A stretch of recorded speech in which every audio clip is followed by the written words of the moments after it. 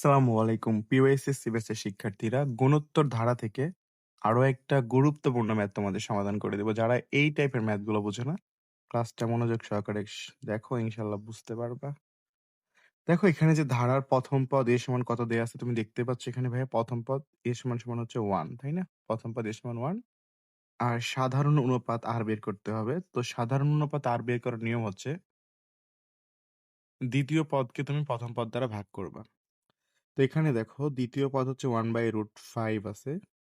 এটাকে যদি ১ম পদ আমি 1 দ্বারা ভাগ করব। তো তুমি একটা বিষয় ফলো করো। 1 দ্বারা যদি আমরা কোনো কিছুকে ভাগ করি, তাহলে কিন্তু ভাগফল এটাই থেকে যাবে। মানে 1/√5 এ থেকে যাবে। ব্যাস মানে ব্যাপারটা তো বুঝছো নাকি? যে 1 দ্বারা যদি আমি কোনো কিছুকে ভাগ করি, তাহলে ভাগফল কি হবে? 1/√5 ই হবে। তারপরে দেখো আমরা জানি গুণোত্তর ধারার n তম পদ। যেহেতু কোশ্চেনে বলা আছে কোন পদ, তো অবশ্যই এখানে আমাদেরকে n তম পদের সূত্র লিখতে হবে। তো এখানে n তম পদের সূত্র হচ্ছে AR(n-1) সূত্রটা তোমাদের আগের ক্লাসে দেখাইছি আমি। সুতরাং এখন আমরা লিখতে পারি এটা হচ্ছে n তম পদ, এটা হচ্ছে কোন পদ। তো জাস্ট আমরা এখানে n তম পদই বের করব। তো প্রশ্ন মতে লিখতে পারি AR(n-1) ইকুয়াল টু এই যে কোন পদ বলা আছে না, এটাকে লিখতে পারি আমরা 1/625√5।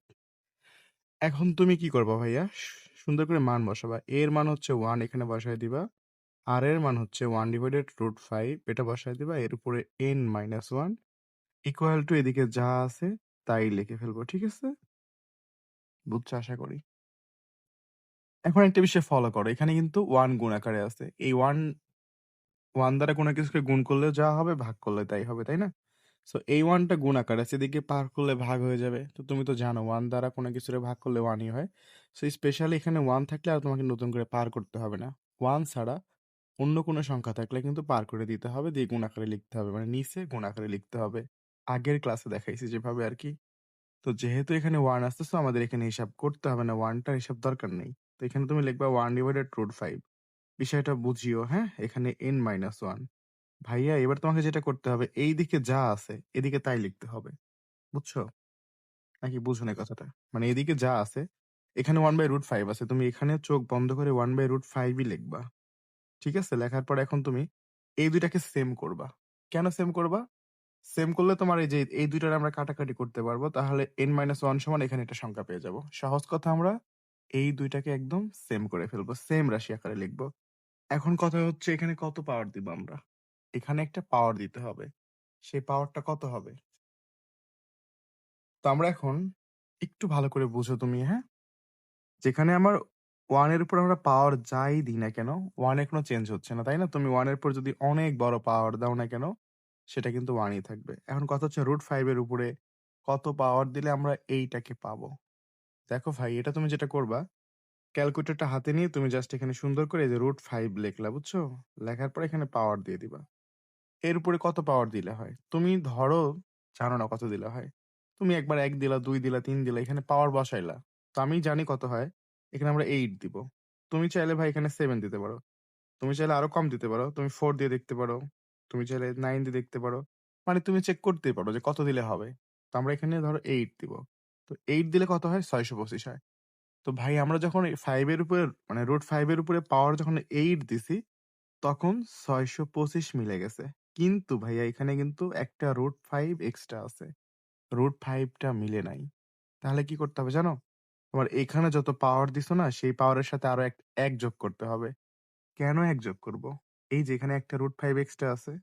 তো এখানে কিন্তু পাওয়ার হবে ৯। আমি এভাবে তোমাকে বুঝাইতেছি, তুমি এভাবেই বুঝো। সহজ কথা হচ্ছে ভাইয়া, যদি এখানে আমরা পাওয়ার দিতাম ৯, তাহলে দেখো কত হইতো? আচ্ছা, এটাকে আমরা কাটি।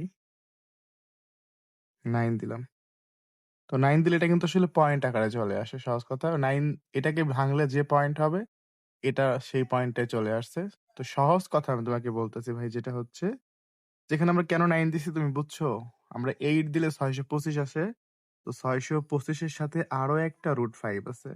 এজন্য পাওয়ার 8 এর সাথে আরো ১ যোগ করে 9 লিখে দিবা। হিসাব শেষ। এটাই তোমার নিয়ম এখানকার। এবার দেখো 1/√5 1/√5 ক্যানসেল হয়ে যাবে। তোমার থাকবে হচ্ছে এখানে n-1 ইকুয়াল টু 9। তো আমাদেরকে বের করতে হবে n। তাহলে n সমান কত হবে? 9 -1 পার করলে +1 হবে। বা n ইকুয়াল টু 9 আর 1 যোগ করলে কত হবে? 10 হবে। তো n এর মান হচ্ছে 10। এটাই হচ্ছে আমাদের এই ম্যাথের অ্যান্সার। আশা করি তোমাদের ক্লিয়ার হয়ে গেছে। কেউ যদি না বুঝো, সে আমাকে দয়া করে ভাই WhatsApp এ বলবা স্যার বুঝি নাই। দেখো তোমাদের আমি একটা ম্যাথ শিখাইছি। মানে এটা তোমাকে 100% আমি শিখাবোই। তোমার বেসিক প্রবলেম থাকলে তোমার বেসিক সমস্যা দূর করে দিব এবং তুমি যতক্ষণ অব্দি ম্যাথ বুঝবা না আমি ততক্ষণ অব্দি শিখাবো। এটা আমার টার্গেট। সো ভাই যারা বুঝো নাই, দয়া করে আমাকে WhatsApp এ নক দিও। আমি তোমাকে অবশ্যই সলভ করে দেব ইনশাআল্লাহ। আর এই টাইপের আরো অনেকগুলা ম্যাথ তোমাদের জন্য হোমওয়ার্ক থাকবে এবং তোমরা যখন পারবা না, সেগুলোর সলভ ক্লাস কিন্তু প্রাইভেট ভাবে দেয়া হবে। সো যারা আমাদের প্রাইভেট ব্যাচে পড়তে চাও চাইলে এই নাম্বারে নক দিতে পারো। কোনো টাকা-পয়সা দিয়ে ভর্তি হতে হবে না। জাস্ট ফ্রিতে তুমি পড়ে দেখবা আমাদের কোয়ালিটিটা কেমন। যদি ভালো লাগে অবশ্যই কন্টিনিউ করো। এসএসসি ম্যাথে তোমার কোনো টেনশন থাকবে না ইনশাআল্লাহ।